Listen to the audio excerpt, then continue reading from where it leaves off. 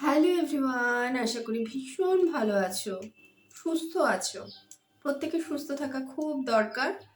তো যাই হোক, আমি কিছুদিন আগে একটা পোস্ট দিয়েছিলাম যে জন্মদিন উপলক্ষে আমি এই কাজটা করি, প্রত্যেককে যতটা পারি নোটিফিকেশন যাদের যাদের আসে আমি তাদেরকে উইশ করার চেষ্টা করি। উইশটা মানে যারা বয়স্ক মানুষ, যারা যেভাবে ভেতর থেকে কথাটা নিয়েছো, সত্যি যেভাবে অ্যাপ্রিসিয়েট করেছো, যেভাবে ভালোবাসা দিয়েছো, আমি ধন্য। এবং প্রত্যেকটা মানুষ, বেশিরভাগ মানুষের কাছ থেকে আমি খুব ভালো ভালো কমেন্ট পেয়েছি যে কথাগুলোর মূল্যগুলো খুব ভালোভাবে বুঝতে পেরেছো।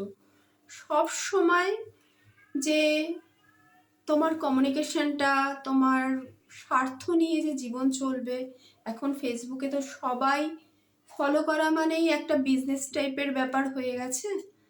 সবাই করুক, আমিও করছি বা আমিও করি, আমার সুবিধা দিয়েছে ফেসবুক।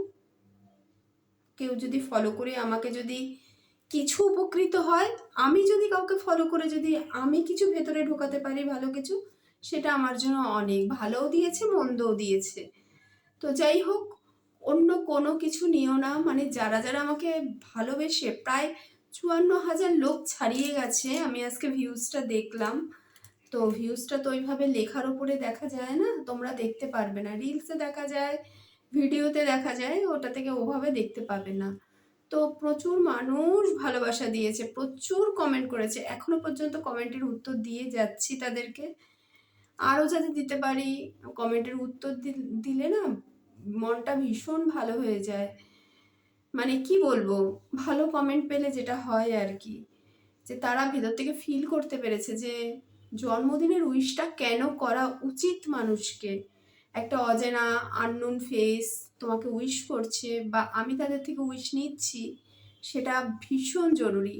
মনটা, তোমার মাইন্ডটা যদি এই ভালো লাগাতে যদি তোমার সারাদিন যদি দিনটা যায় না, তো তোমাকে একটা দিনের জন্য আমি কিছু ভালো কিছু গিফট করতে পারলাম, তোমার ভালো থাকাটাকে গিফট করতে পারলাম।